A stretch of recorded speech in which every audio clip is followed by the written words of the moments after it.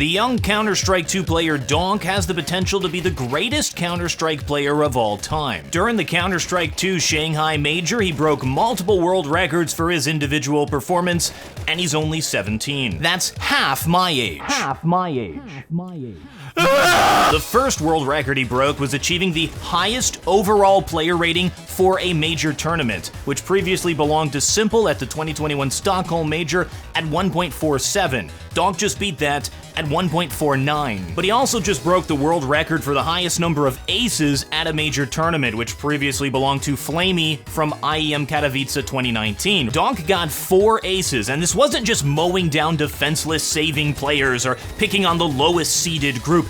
These were incredible displays of skill that actually affected the matches that he was playing in to an extreme degree. It's difficult to explain how significant it is, how difficult it is at the top level of Counter-Strike to get an ace against the best teams and the best players in the world. It really, in theory, should not happen. I'm gonna be going over all 4 of these aces. Here's what happened. Greetings, TheWarOwl greets you. Our first ace takes us to Spirit versus Heroic in what I think is the highlight of the entire tournament. Heroic is at match point. Spirit has to win 3 rounds in a row to drag this thing into overtime, and they don't have much at all. 2 AKs, a Galil, and 2 Tech 9s. This is the time to make some ballsy plays. So Shiro goes for the quick pick at A. Nope. Spirit now works on mid control and boosts Donk into a strong angle to catch somebody off guard, but nobody came. Well, crap. Heroic heroically camps, causing Spirit to adjust into a split A, 2 mid, 2 main, but disaster strikes as a smart read by G2 forces Chopper out and cleans up mid. We're now in a 2 versus 5 match point, and by the way, I don't know why the models are flying around like that, and I don't know how to get it to stop. There was an update that broke it. Listen, Valve is just a small indie company. These things happen. I will continue to be patient. 2 versus 5 now, match point, not a lot of time left, and all of the CTs have rotated to deal with this. This is not a winnable situation, but here's what happened.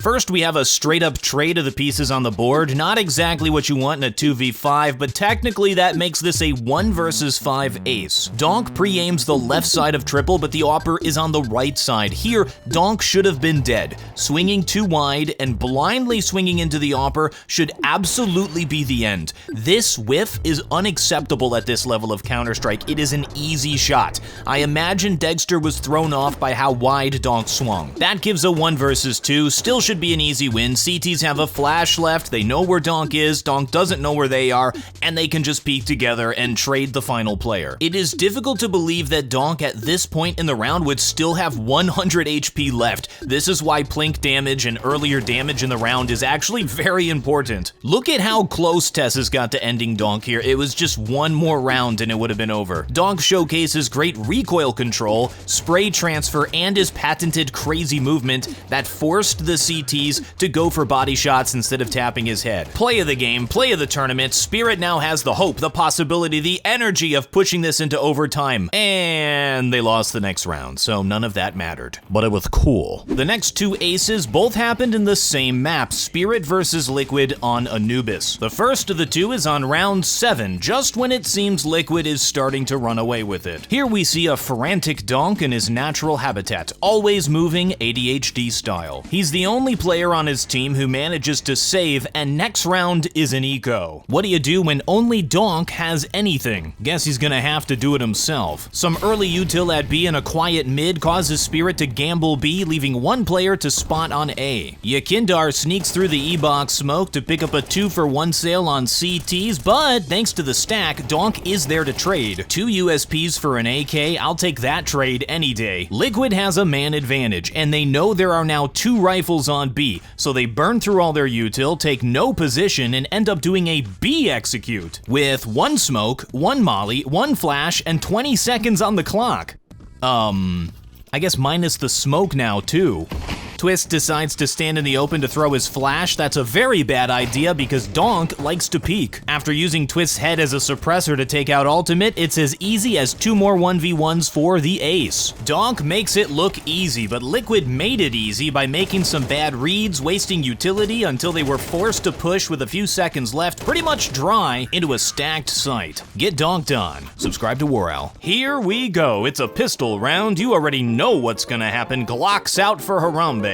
When Harambe was shot, Donk was 8 years old. Pistol rounds are the most impactful rounds in Counter-Strike, especially in Counter-Strike 2, where there's less rounds to build an economy. If you lose pistol CT side, expect to be using the MP9 a lot for the rest of the match. But it's also a round where anything can happen. Playing against Donk is like trying to debate somebody who speaks really fast. It doesn't matter how good your argument is, you're just gonna get overwhelmed. Sun Tzu said, "All warfare is deception, and where players like Simple were unpredictable in the macro sense, meaning you didn't know where he was on the map, which is terrifying, Donk is predictable in the macro sense, but is unpredictable in the micro. His movements, his peaks, this is drunken boxing. This is playing a tactical shooter like it's a zoomer shooter. I don't know how players are going to adjust to deal with this. I want you to watch this from the opponent's perspective. Donk is not doing anything clever here, but it's just annoying. How are you supposed to hit that? What are you supposed to do here? This is like how Jackie Chan fights in a comedy movie. The bad guys just can't hit him while he's goofing around with his jacket. It was part of Bruce Lee's philosophy that a good dodge opens up the opponent to a counterattack. And I can't think of a better example of this than how Donk plays Counter-Strike.